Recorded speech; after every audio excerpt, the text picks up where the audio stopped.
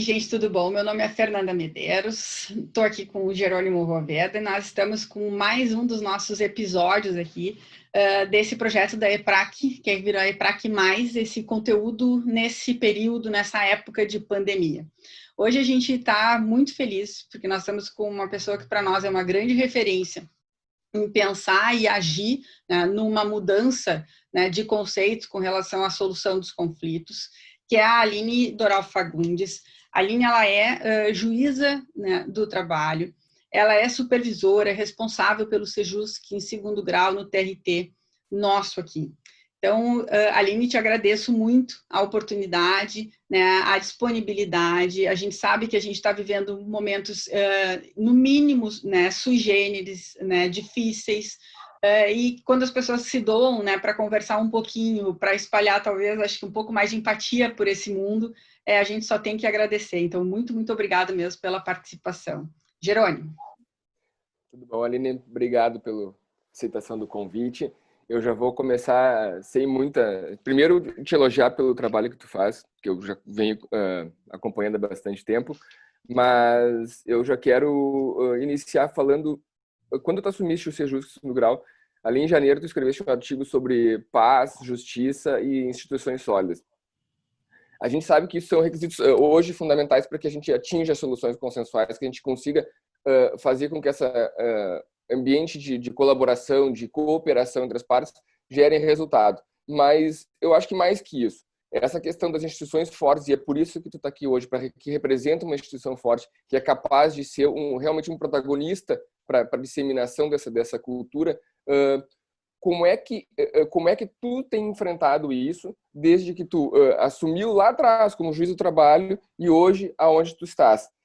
Mas mais do que isso, eu quero te parabenizar, porque o que eu noto, principalmente, e eu já tinha, esses tempos eu até comentei contigo, tu tinha na frente da tua sala de audiência um cartaz explicando, tranquilizando as partes para quando entrassem nas audiências, se sentissem à vontade para fazer um acordo. Então, além de tudo, tu consegue gerar empatia. E empatia a gente tem hoje como uma espinha dorsal para qualquer tipo de solução alternativa de conflito. Bom, obrigada, bom dia para todos. É um prazer conversar com quem curte esse tema também. É um tema, a conciliação, a solução de conflitos, é um tema que me é muito caro e sempre que eu posso trocar ideias e crescer também com essa troca de ideias, com essa conversa, isso para mim é uma oportunidade realmente muito valiosa. De fato, eu acho que o grande desafio dessa tarefa foi, ao entrar num Sejusc que a gente tem naturalmente, né, está sujeito a metas, está sujeito à correção, né, é uma unidade judiciária que precisa ser administrada, a gente tem que estar o tempo todo com a balança ativa. O que é? Eu não posso perder o foco em nome de solucionar processos, extinguir processos, eu não posso perder o foco de que eu estou lá também para... Também não, mas prioritariamente para solucionar conflitos. Tá? Então, esse tratamento cuidadoso, cauteloso, levar em conta assim, a dor de cada parte, tem que estar sempre na linha de frente. Sempre na linha de frente, porque se a gente começar a olhar demais para os números, talvez a gente não faça um atendimento muito adequado da solução de conflitos. E o Sejusc nos traz totalmente essa oportunidade, porque a gente tem o que eu chamo de uma amostragem viciada. Já chega para mim, em tese, quem, em princípio, está disposto a uma conciliação, certo? A gente procura notificar as partes, né, para que a gente tenha, ainda mais agora, em tempos de pandemia, que as audiências são todas telepresenciais, a gente precisa já ter alinhavado um consentimento em participar daquele ato. Então, essa amostragem é viciada. Pessoas que, no mínimo, estão dispostas a ouvir. Bom, essas pessoas precisam de um carinho muito específico, porque se a gente tiver a preocupação com o tempo, com a velocidade, com os números, a gente vai desvirtuar do foco principal, que é a solução dos conflitos. E isso tem funcionado bem. Eu me surpreendi, inclusive, por conta desse período, acreditando que as conciliações teriam, né, não teriam nenhum tipo de atraente, né, não seriam nenhuma atração nesse momento, mas, de fato, funciona, está andando bem e é muito gratificante. É um trabalho muito agradável. Aline, me diz uma coisa, isso eu até pelo conheço do teu currículo, a gente sabe da questão da conciliação, desse reconhecimento da dor do outro, né? Mas quando a gente chega para fazer uma conciliação, a gente sabe que não é só isso, a gente sabe que precisa ter técnicas para isso, né? E aí, porque simplesmente só ter a disponibilidade ou se só ter o entendimento sobre aquilo não vai resolver se não houver uma certa técnica para que as peças se encaixem. O que acontece? Tu és uma pessoa experiente e com técnica já comprovada em relação a isso, mas dos outros lados tem partes que são às vezes distantes uma da outra, geralmente muito distantes uma da outra, e advogados que nem sempre estão cumprindo também o papel de agentes dessa transformação. Como é que é feito esse xadrez aí? Jerônimo, eu fico muito feliz que tu tenha feito esse questionamento, porque eu bato demais nessa tecla. Eu coloco o seguinte, principalmente que nós, no Sejus, trabalhamos com servidores conciliadores capacitados, formalmente capacitados para isso. Eu digo que conciliação não se pode tocar de ouvido. Não é aquela barganha turca. Todo mundo, por conta de negociar no dia a dia, de barganhar no dia a dia, se acha apto a negociar, se acha um negociador, né? Ah, não, eu sei negociar. Não é assim. Quando a gente recebe uma capacitação e se apodera das ferramentas técnicas, científicas disso, parece tão transparente, tão simples, e aí a gente vai para uma mesa de negociação, agora para um link de negociação, e a gente percebe assim o acordo indo embora no meio dos dedos por conta da falta de treinamento específico. Falhas elementares. Eu sempre conto um episódio, quando a situação está um pouco crítica, eu conto um episódio de um grande negociador que trabalha para uma empresa de negociação, que foi contratado para uma negociação entre um grande sindicato, no modelo americano, tá? Então, o sindicato tem um outro poder de negociação. Um grande sindicato e uma grande empresa. Ao apresentar os honorários dele, ele incluiu 2 dias de treinamento prévio. Então, ele deu uma aula para um lado e deu uma aula para o outro. E aí, quando todos sabiam negociar tecnicamente, bom, então agora vamos sentar e vamos conversar. Isso sim é negociar. Senão, a gente vê cenas assim lamentáveis, né, que eram muito simples de serem solucionadas e por conta da falta de treinamento técnico, né, de preparo científico, foi. Eu costumo dizer que qualquer conflito é negociável, qualquer conflito é negociável. A diferença está na distância que uma parte está da outra. Porque se elas estão bem preparadas, se elas sabem negociar, elas mesmas já se aproximaram e quase por conta própria encontraram. O mediador vai chegar ali como um facilitador, vai aproximar aquele caminho. Quando não existe esse preparo, a distância é enorme e nem sempre a gente vai ter 2, 3, 4, 5, 6 oportunidades de conversa para reduzir essa distância das partes. Fundamental esse treinamento. Tocar de ouvido não tem lugar. Então, eu acho isso, e eu brinco com isso, porque eu sou da Serra e também sou de origem italiana, e os italianos sempre dizem, negocia como o italiano que vende até a mãe. E que, na verdade, quando o italiano faz... E a falta de treinamento leva a isso. Quando tu não tem treinamento, tu distancia muito do objeto daquilo que tu quer alcançar, do resultado efetivo. Que a gente, no acordo, o resultado efetivo é que as duas partes saiam satisfeitas com aquele resultado, né? Independente de como isso vai ser formatado. E os gringos da Serra nos dizem assim, eles não bastam eles ter levado alguma vantagem, o outro tem que ter sido prejudicado. Exatamente. Ele tem que ter conta. Então, assim, essa mentalidade não existe mais, nunca existiu, nem tem que existir na negociação. Mas é engraçado que essa cultura da belicosidade do litígio, que a gente sai das faculdades, nos leva a isso. Porque a gente sai da faculdade achando que o processo é uma guerra e eu não só tenho que vencer, mas como eu tenho que ver meu adversário derrotado. E quando a gente tem que mudar esse drive da cultura da colaboração, da cooperação, tem que dizer, não, eu vou fazer um acordo que a gente consiga conciliar e eu vou saber que ele vai ter vantagens naquilo também. Senão ele deixa de ser uma pacificação daquilo que a gente pretende, né? Uma das coisas que a gente tem, desculpa te interromper, Aline, é só para pegar o gancho do Jerônimo ali, uma das coisas que a gente tem batido muito, e aí fazendo uma meia-culpa da classe mesmo, né, enquanto advogados, é da necessidade dessa mudança de paradigma, né, de que quando tu sentas numa mesa, o advogado que está do outro lado ali, defendendo os interesses da outra parte, ele não é teu inimigo, tu não está ali para destruir ele, né, a gente está ali para compor e resolver um problema, né, que bom que saia todo mundo bem disso, mas é como tu dissesse, não é para tocar de ouvido, isso não é algo que dá para fazer sem formação, né?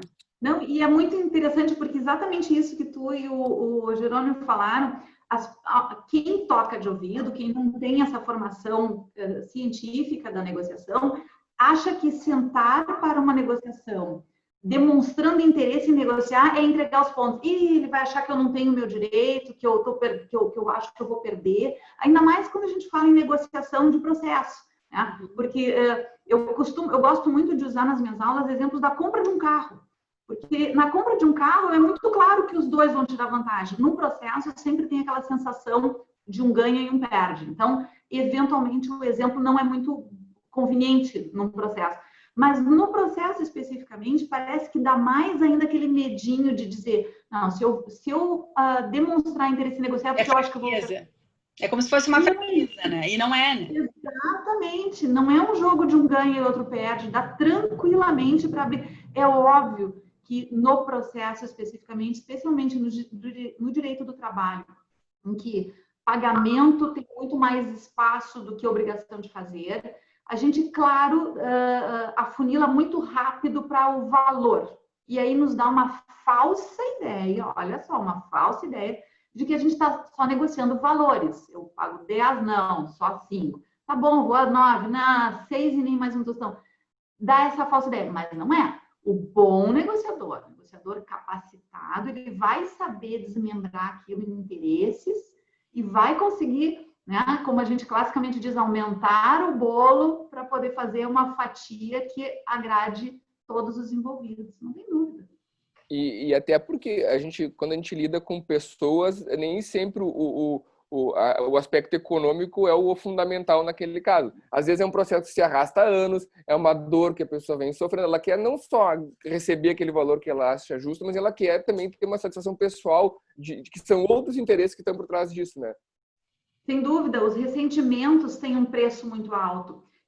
É muito fácil a gente... Claro, muito fácil quando a gente já está conseguindo abrir os olhos para uma negociação bem mapeada, né? Quando a gente consegue mapeá-la, a gente vê nitidamente o preço dos ressentimentos e do dormir bem. É muito interessante quando as pessoas conseguem visualizar a tranquilidade, que existe um custo, né? Eu pago para não me incomodar, não pago, né? Tem certas coisas tem certas despesas da minha vida que decorrem apenas de comprar a minha tranquilidade, um seguro. Quantas vezes a gente usou o seguro da casa, carro até é mais frequente, né? Porque eles submetem um risco maior, mas quantas vezes vocês utilizaram o seguro da casa, o próprio seguro do carro? Isso aí é um dinheiro que todo ano saiu da minha conta e provavelmente não entrou nada no lugar. Nada? Entrou tranquilidade. Porque quando vence o seguro do carro, se a gente não renova imediatamente, parece que não dá nem coragem de sair, tirar ele da garagem, não é? Estou comprando tranquilidade. Então, se faz bem pensar dessa forma, vamos inverter esse raciocínio. Vamos botar a tranquilidade como um dos interesses, né? A solução de um problema, agora não preciso mais me preocupar, não sei o que vai ser dessa sentença, vamos tirá-la da minha lista, da minha caixinha, da minha gaveta de preocupações. Então, é uma questão de mapear interesses. Isso, um conciliador, um mediador tecnicamente preparado vai fazer. Aline, eu falei agora então um pouco, né, dos advogados, ele dizendo que a gente tem que fazer ali um meia-culpa, né, e aprender e se colocar nessa nova postura que a gente acredita que é a postura que o direito tem como para se salvar mesmo, né, para conseguir fazer o papel que tem que cumprir na sociedade. Mas a pergunta que eu queria te fazer é, tipo, os teus colegas dentro da magistratura, como respondem a isso? Tu sente que há resistência, tu sente que há um processo de adesão? Porque às vezes eu converso com alguns colegas, eles da magistratura, eles sentem meio que uma falta, sabe aquela sensação que fica por trás, meio que estou perdendo o poder, o controle daquela relação, e às vezes ficam meio incomodados, não dão reforço, outros acham lindo e acham ótimo. Como é que tu sentes isso na justiça do trabalho? Não, tem dois lados dessa história, né? A gente tem aquela parte regulamentar que a gente sabe que a Justiça do Trabalho pulou fora da lei da mediação, né? Eu acredito que exista foi claro que uma atuação intensa das associações em tentar pular fora. Acredito eu que por conta do medo de que a negociação na relação de trabalho ela tem um desequilíbrio diferente, né, do que ocorre numa relação normal de natureza civil, seja lá como for. Isso sim pode deixar uma certa preocupação, né, na magistratura em relação ao que ocorre fora dos nossos olhos. Sim. Mas eu acredito que a tendência geral seja nessa valorização da autocomposição, né? E a gente só tem, é óbvio, um cuidado maior com evitar que o mais forte engula o mais fraco. Né? É só ver a forma como a gente encara as homologações de transações extrajudiciais, agora as mediações de procedimentos pré-processuais, né? As mediações em pré-processo. Mas vejo, sim, uma grande valorização da magistratura no sentido de observar que os advogados bem qualificados, né, são, sim, peças fundamentais para levarem as partes a uma compreensão mais adequada do que está na mão deles. Né? Eu acho que eu não vejo esse olhar assim inseguro, talvez não de modo geral. Pontualmente, alguns episódios infelizes podem ter gerado gatos escaldados, claro, não tem dúvida. Mas vejo assim com muito bons olhos, inclusive uma observação geral da magistratura no sentido de que está se revertendo esse paradigma do advogado beligerante para um advogado colaborativo, não tenho dúvida. Aproveitando isso, já a gente está falando bastante sobre as conciliações do segundo grau, que elas já vêm de uma escalada de conflito e, na verdade, elas chegam lá no topo do morro para depois regredir e voltar para um estado melhor de pacificação. Mas agora a gente tem esses acordos extrajudiciais que estão sendo feitos e homologados pelo Justiça do Trabalho. Essa época agora, esse momento de pandemia, em que tudo se tornou virtual, inclusive, é outra curiosidade que eu tenho, como é que estão sendo essas audiências virtuais, em que quando tu está fazendo uma audiência, ela não é virtual, né? Na verdade, ela é real, mas ela é só online, na verdade. Ela existe efetivamente. Mas qual é a diferença dessa audiência online, que tu não tem essa capacidade de enxergar o outro e sentir aquilo que a gente sente numa audiência real, física, né? Isso é uma pergunta que eu quero te fazer. E como é que a Justiça do Trabalho está enfrentando esses acordos judiciais até agora em relação à nova MP, sobre a questão de tu já chegar na Justiça do Trabalho com o acordo pronto e não ter a fiscalização prévia de um juiz para estar ali, para entender o que se está vendo um equilíbrio naquela negociação? Jerônimo, isso gerou uma tensão inicial importante, porque o medo qual era de que uma parte estivesse muito sofrida e, né, vamos imaginar, a gente tem duas partes numa situação bastante delicada nesse momento, porque se de um lado o trabalhador pode ter ficado completamente sem renda, numa situação de impossibilidade, inclusive, de exercer a sua profissão, de outro lado as empresas estão com a corda no pescoço. Então, não há posição confortável nesse momento. Qual foi a insegurança que nos gerou? A gente não consegue ver para que lado a gente precisa oferecer mais cautela. Porque é óbvio que eu tenho que tomar muito cuidado para evitar que um trabalhador desesperado entregue o seu crédito, né? Eu também tenho que ter cautela em não impor algo impossível de ser cumprido e não olhar. Existia um medo horroroso, por exemplo, de que empresas que não estivessem sendo diretamente atingidas pela pandemia se utilizassem desse argumento para simplesmente entrar em inércia total. Não posso pagar, não está entrando renda. Então, alguns cuidados foram tomados. A gente procura alertar, né, os credores, tipo, calma, vai dar tudo certo, vamos ver o que é possível fazer. E a gente também procura cuidar. São empresas, tem como mostrar balanços, nos auxiliar a confirmar essa queda de rendimentos. A gente até pode partir de uma certa presunção que todos foram atingidos, claro, né? Mas alguns casos mais delicados, eventualmente, a gente procura se certificar um pouco mais, tá? Com relação às audiências telepresenciais, é muito interessante.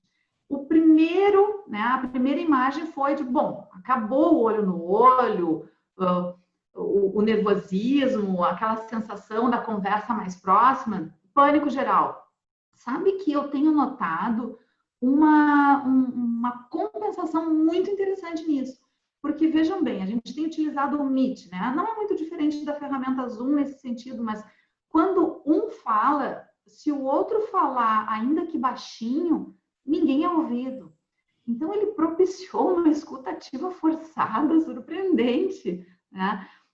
A gente até precisa fechar os microfones, porque o mero som ambiente já atrapalha. Imaginem se alguém está falando.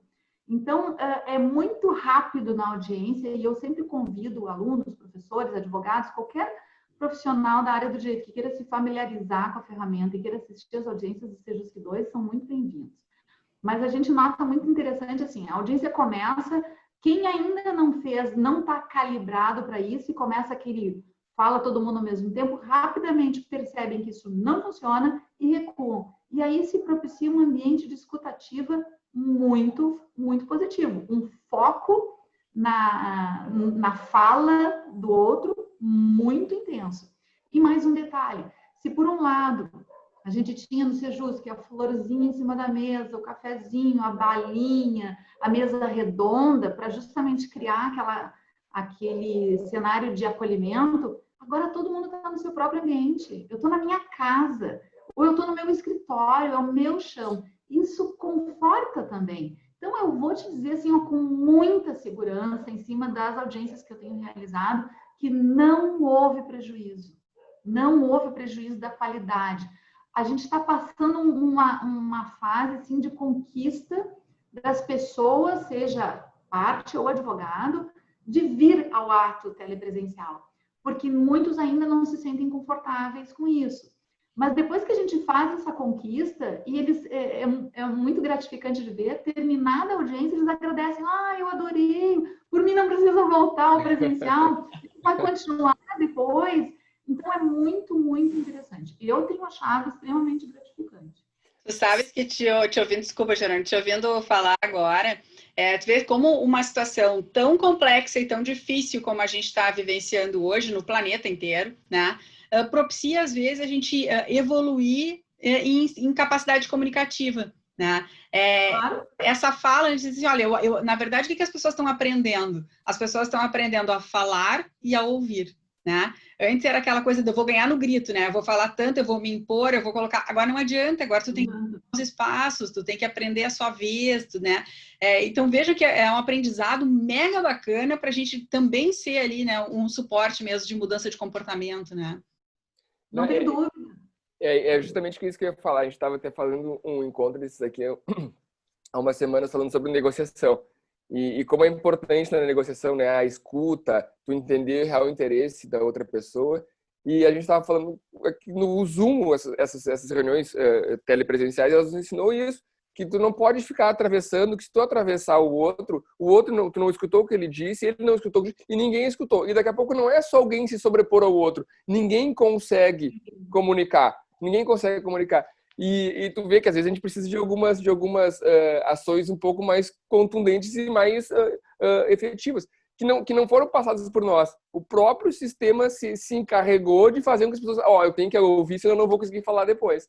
Né? E isso é bacana, porque isso faz com que a mudança de cultura, certamente, quando voltar uma audiência física, presencial, ela vai chegar e vai ouvir, porque ela sabe que ela viu já que se ela ouvir e ser ouvida tem mais resultado.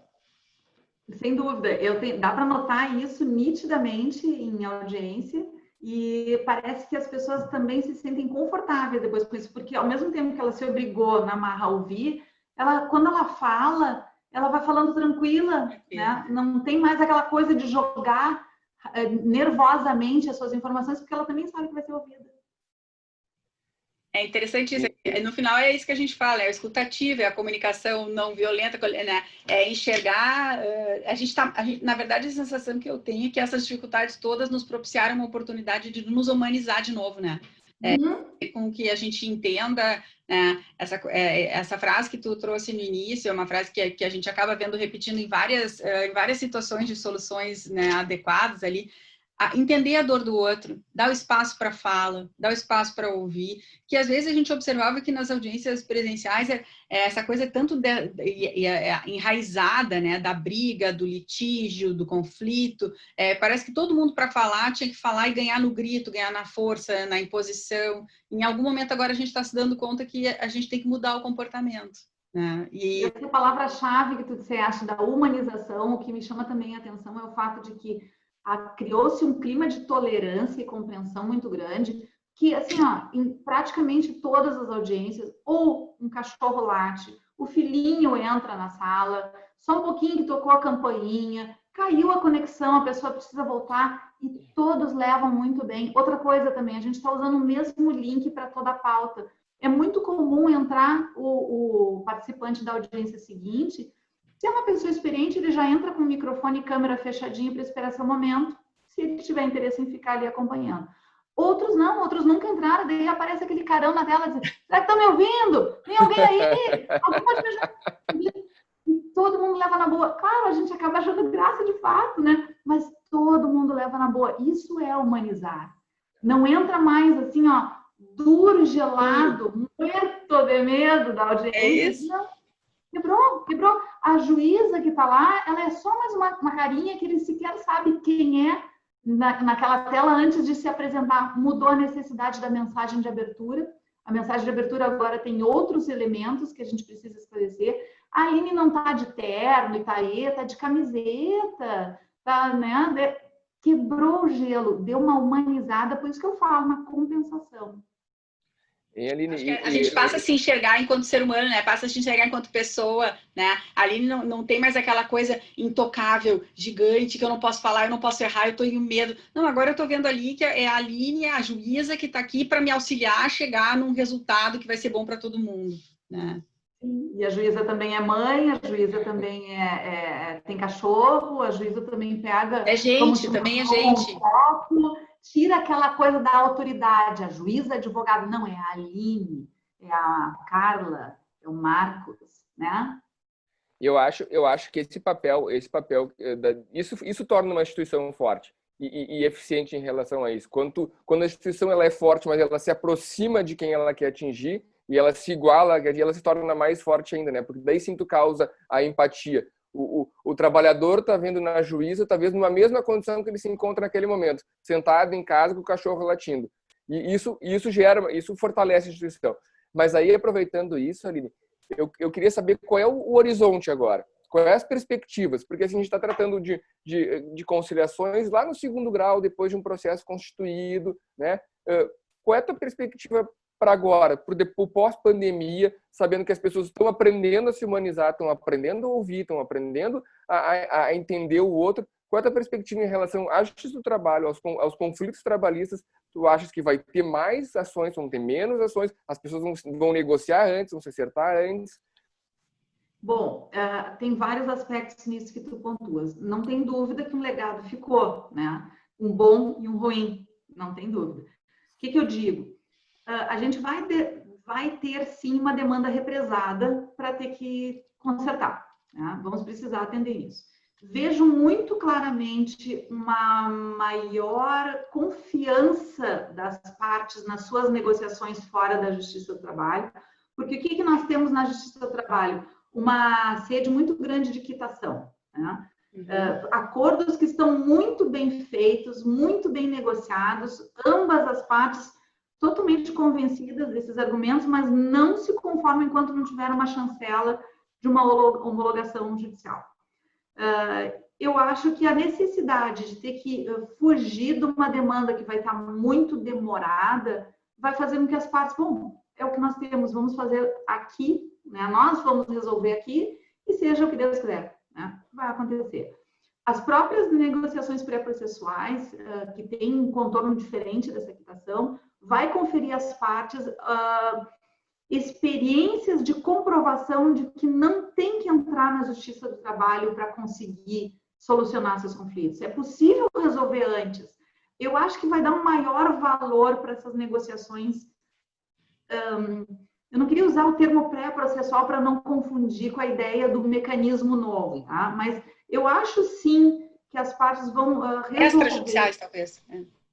É aquele passo antes da entrega ao Poder Judiciário, a entrega do resolve por mim. Não, eu quero resolver. Eu tenho o mesmo conflito, o contexto é exatamente o mesmo, mas eu quero encerrar antes. Então, eu não tenho, eu vejo muito esse cenário de valorização das negociações por conta própria, eventualmente até por força da pressa, porque é razoável que a gente possa estimar, sim, uma demanda represada importante que venha a ser despejada tão logo a atividade presencial seja retomada, e aí as partes vão ter que avaliar se interessa esperar aquele tempo. A gente já está vendo isso com as audiências de instrução, né? As audiências de instrução pararam e a tendência é que elas sejam retomadas num ritmo mais lento. Eu marcava 20 minutos para fazer uma audiência no Sejus, que agora eu marco 1 hora, 40 minutos, 30 quando eu estou assim com um processo caindo de maduro. Né? Então, ela é uma coisa mais demorada. Outra coisa que aconteceu, os juízes afastados da necessidade de trabalho presencial e das audiências deram conta de um volume absurdo de sentenças. Hoje nós não temos praticamente resíduo de sentenças na 4ª região. Nós caímos de 14 mil para 2 mil, sendo que desses 2 mil sequer estão fora do prazo. Isso tudo vai despejar para o 2º grau.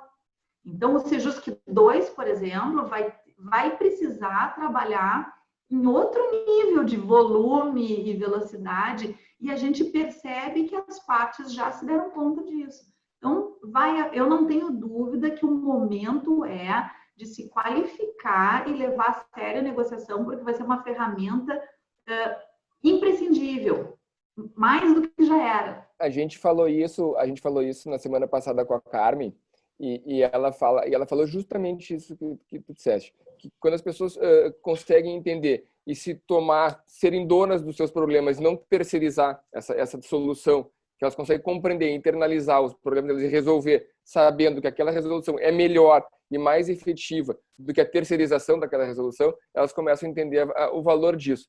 E aí que eu acho que é extremamente importante é não só as partes se derem conta de que isso é melhor, é mais razoável, é mais célere e às vezes até mais benéfico, mas aí tem o papel dos agentes disso, dos advogados, entenderem e não terem interesses por trás disso, né? Mas sim estarem transmitindo essa cultura da colaboração, da cooperação, para conseguir que isso aconteça de uma maneira mais harmônica, né?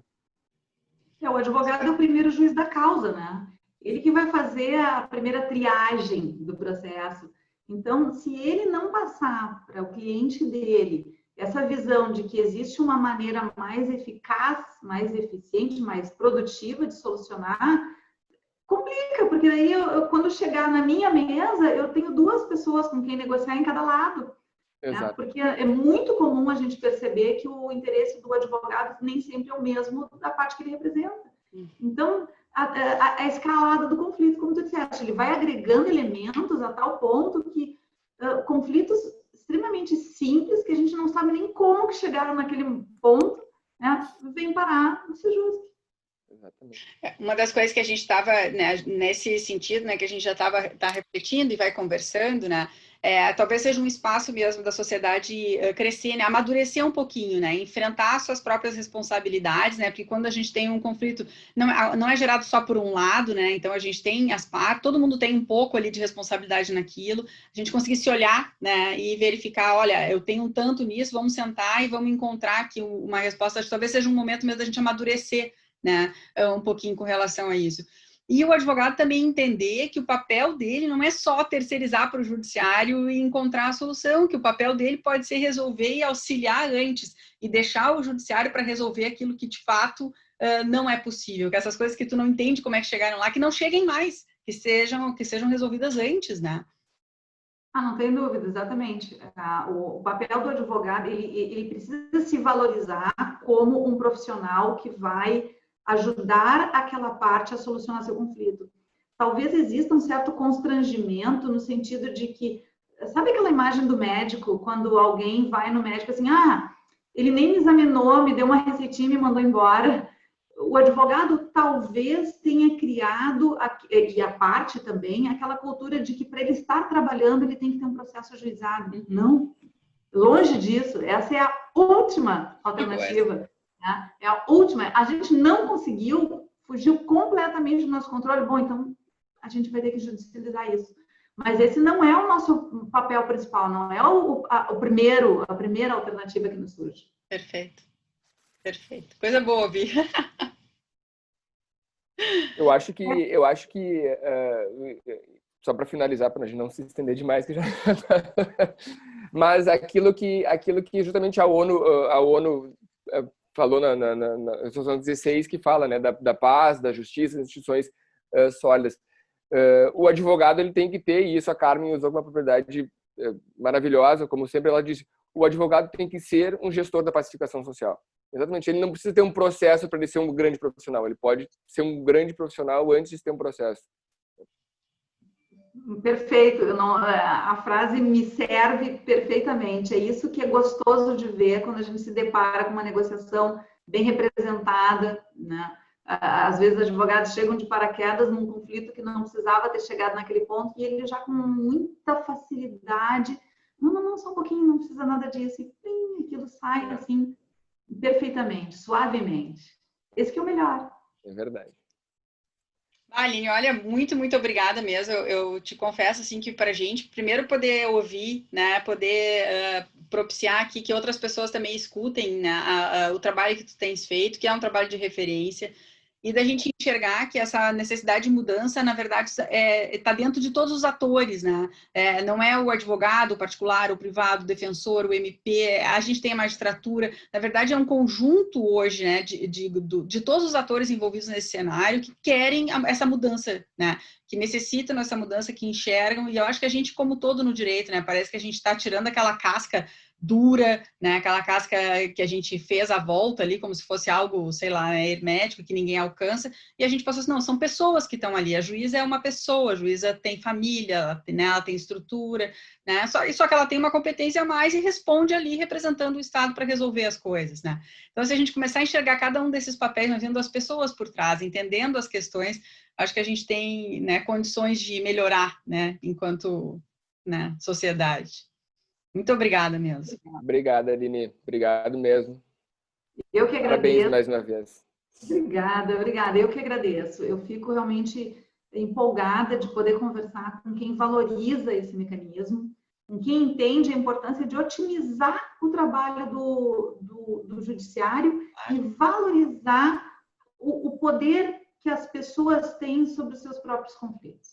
No momento que nós fizermos isso, assim, num grau de excelência que realmente merece, né, com o grau de excelência que realmente merece, é uma sociedade completamente diferente. Aí sim estaremos atendendo a ODS 16, né, e propiciando a paz social. Eu estou sempre à disposição para conversar com vocês sobre esse tema, porque, que delícia! Nossa, a gente nem sei quanto tempo a gente falou, mas foi um clique. Então espera que vai ter muito mais pela frente aí, dá uma segurada que vai ter mais. Em seguida tu vai saber as novidades aí. Comigo. Espera para os próximos convites já. Beijo, querida. Muito obrigada. Beijo. Beijo para você também. Tchau.